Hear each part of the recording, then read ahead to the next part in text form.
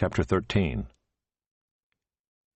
In the 23rd year of Joash, the son of Ahaziah, king of Judah, Jehoahaz the son of Jehu began to reign over Israel in Samaria, and he reigned 17 years. He did what was evil in the sight of the Lord, and followed the sins of Jeroboam the son of Nebat, which he made Israel to sin. He did not depart from them. And the anger of the Lord was kindled against Israel, and he gave them continually into the hand of Hazael king of Syria, and into the hand of Benhadad the son of Hazael. Then Jehoahaz sought the favor of the Lord, and the Lord listened to him, for he saw the oppression of Israel, how the king of Syria oppressed them. Therefore the Lord gave Israel a Savior, so that they escaped from the hand of the Syrians, and the people of Israel lived in their homes as formerly.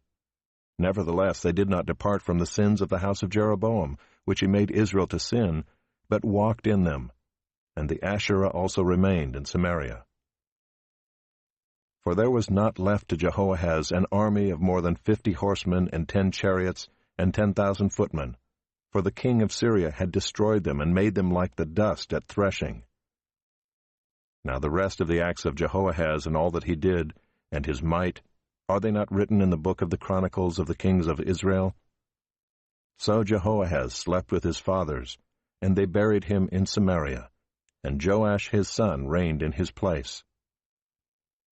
In the 37th year of Joash king of Judah, Jehoash the son of Jehoahaz began to reign over Israel in Samaria, and he reigned 16 years.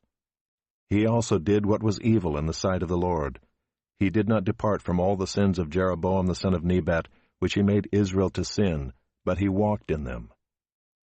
Now the rest of the acts of Joash and all that he did, and the might with which he fought against Amaziah king of Judah, are they not written in the book of the Chronicles of the kings of Israel?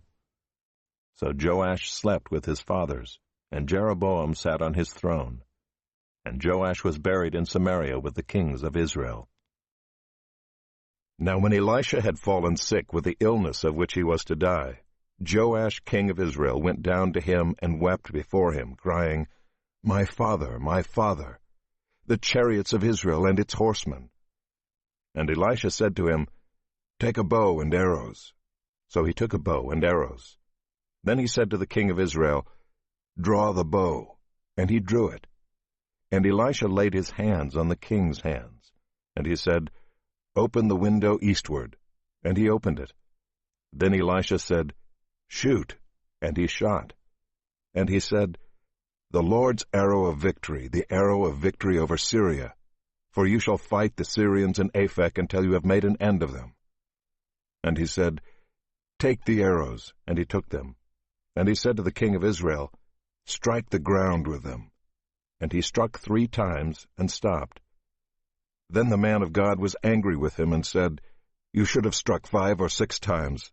Then you would have struck down Syria until you had made an end of it. But now you will strike down Syria only 3 times. So Elisha died, and they buried him.